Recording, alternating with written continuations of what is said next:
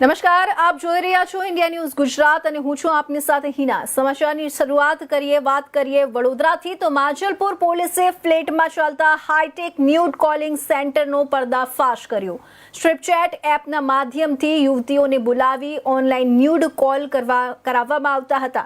પોલીસે ટેકનોલોજીનો દુરુપયોગ કરનાર મુખ્ય આરોપી મનીષ પઢિયારની સ્થળ પરથી અટકાયત કરી। દરોડા દરમિયાન 3 લેપટોપ, 2 હાઈટેક કેમેરા અને આઈફોન 15 સહિતનો મુદ્દામાલ કબજે કરાયો। આરોપી સામે આઈટી એક્ટ અને ભારતીય ન્યાય સંહિતાની વિવિધ કલમો હેઠળ ગુનો દાખલ થયો। પોલીસે રેડ દરમિયાન તમામ ઇલેક્ટ્રોનિક સાધનો જપ્ત કરી આગળની ઊંડાણપૂર્વક તપાસ હાથ ધરી છે।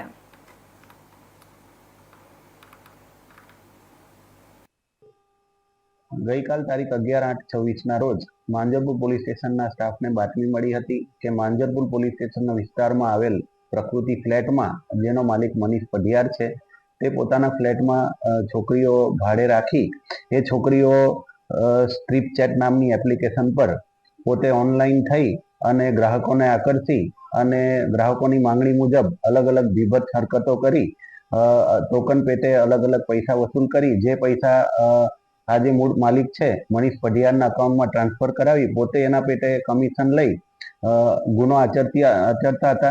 જે બાબતે માંજલપુર પોલીસ સ્ટેશનને મળેલ બાતમી આધારે આ જે પઢિયાર છે મનીષ તેમના વિરુદ્ધ ઇમોરલ ટ્રાફિક એક્ટ તેમજ બીએનએસની અલગ અલગ કલમ હેઠળ હાલ ગુનો રજીસ્ટર કરવામાં આવ્યો છે।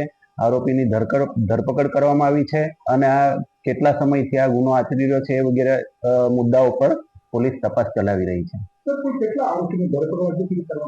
હાલમાં કુલ 1 આરોપીની ધરપકડ કરવામાં આવી છે અને એની જોડે કોણ કોણ બીજી યુવતીઓ ભોગ બનનાર છે એની પણ પોલીસ તપાસ ચલાવી રહી છે।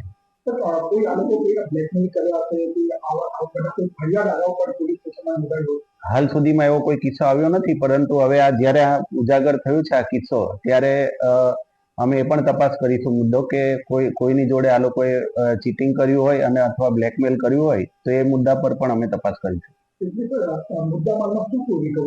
મુદ્દામાલમાં જે આ ફ્લેટ છે ત્યાંથી અમને 3 લેપટોપ, 1 મોબાઈલ ફોન અને ઓનલાઈન હરકત કરવા માટે કેમેરા મળી આવ્યા છે।